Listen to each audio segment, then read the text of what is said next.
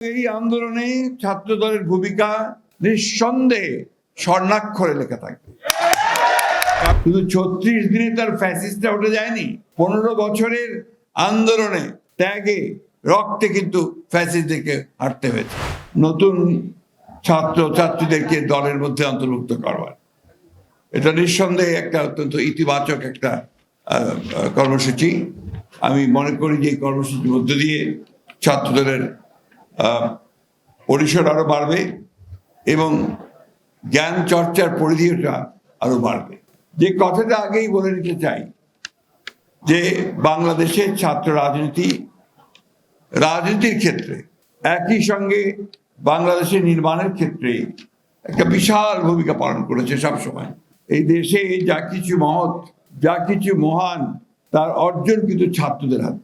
সেই ১৯৫২ সালে ভাষা আন্দোলন থেকে শুরু করে সর্বশেষ এই ফ্যাসিস্ট বিরোধী আন্দোলনের যে বিজয়, সবকিছু কিন্তু সম্ভব হয়েছে এই ছাত্রদের অগ্রণী ভূমিকা পালন করবার জন্য। আমাদের সব মিটিংয়ের মধ্যে, বক্তব্যের মধ্যে আমি প্রায় বলতাম যে কোথায় ছেলেরা, কোথায় সেই তরুণেরা যারা বাংলাদেশের পরিবর্তনগুলো এনেছে, যারা বাংলাদেশের জন্য তাদের প্রাণ বিসর্জন দিয়েছে, যারা ভ্যানগার্ডের ভূমিকা পালন করেছে। আমার সেই স্বপ্ন, সেই ডাক সফল হয়েছে। আমি দেখেছি যে আমাদের তরুণেরা, আমাদের ছাত্ররা কিভাবে বুকের রক্ত দিয়ে তারা সেই ফ্যাসিস্টকে হটিয়ে দিয়ে একটা নতুন সূর্য সামনের দিকে নিয়ে এসেছে। এবং এই আন্দোলনে ছাত্র দলের ভূমিকা নিঃসন্দেহে স্বর্ণাক্ষরে লেখা থাকবে। কারণ প্রথম থেকেই যখন আমরা এই আন্দোলন শুরু করি, সেই ১৫ বছর আগে থেকে, তখন থেকেই কিন্তু ছাত্র দল তার ভূমিকা রাখছে। আর এই শেষ সময়ে শুধু ৩৬ দিনে তার ফ্যাসিস্টটা উঠে যায়নি, ১৫ বছরের আন্দোলনে ত্যাগে রক্তে কিন্তু ফ্যাসিস্টদেরকে হারতে হয়েছে। হ্যাঁ, অবশ্যই এই ৩৬ দিন ছিল একটা চূড়ান্ত যে আন্দোলন, সেই আন্দোলনের শেষ পর্যায়ে। সেই পর্যায়ে নিঃসন্দেহে আমাদের ছেলেরা তাদের অবদান রেখেছে। আমরা একটা হিসাব দেখেছি আমাদের, সেই হিসাবে দেখেছি যে এই প্রায় ২০০০ ছেলে যারা শহীদ হয়েছে, তাদের মধ্যে প্রায় ৮০০ ছেলে আমাদের ছাত্র দলের ছেলেরা রয়েছে। আমি আমার ঠাকুরগাঁও জেলার কথা বলতে পারি, ৯ জন যে শহীদ হয়েছে, সেই ৯ জনের মধ্যে ৭ জনই হচ্ছে আমার ছাত্র দলের ছেলে। তাই এই কথা যারা বলেন যে ছাত্র দলের কোনো ভূমিকা ছিল না, বিএনপির কোনো ভূমিকা ছিল না, আমার মনে হয় তাদের সঠিকভাবে উপলব্ধি করা দরকার, তথ্যগুলো নেওয়া দরকার, তারপরে সে কথাটা বললে সেটা ভালো হবে।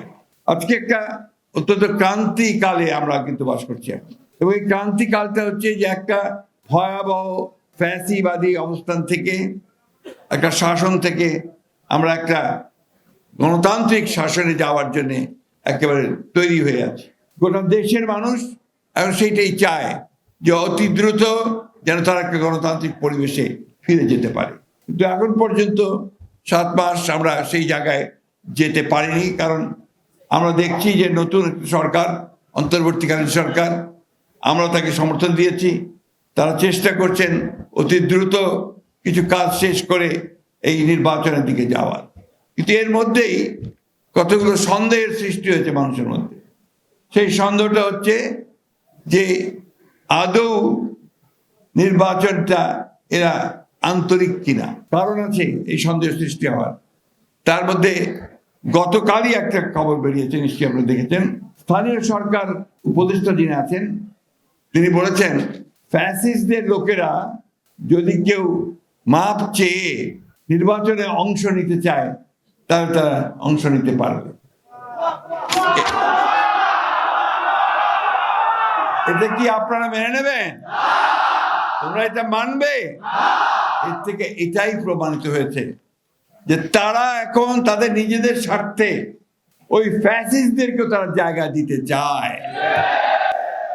আমি কথাটা এই জন্যই তুললাম, যেটা অনেককেই দেখলাম, আমি আপনার ঠিক খেয়াল করেননি। এই কথাটা কালকে স্থানীয় সরকার উপদেষ্টা বলেছেন, which is dangerous। তার মানে কি আমরা এটা মনে করব যে তারা সরকারে থেকে তাদের দল গোছানোর জন্য তারা বিভিন্ন রকম কৌশল নিচ্ছেন? সেই কৌশল নিলে তো আমরা তা হতে দেব না, এই দেশের মানুষ তা হতে দেবে না। খুব পরিষ্কার করে বলছি, অবশ্যই নতুন যে কোনো রাজনৈতিক দলকে আমরা স্বাগত জানাবো। ছাত্র সংগঠন ইতিমধ্যে করেছেন, আমরা স্বাগত জানাচ্ছি। যখনই দল তৈরি করবেন স্বাগত জানাবো। তার অর্থ এই নয় যে আপনারা সরকারে বসে সরকারের সমস্ত সুযোগ সুবিধা নিয়ে আপনারা আপনাদের দল গঠন করবেন।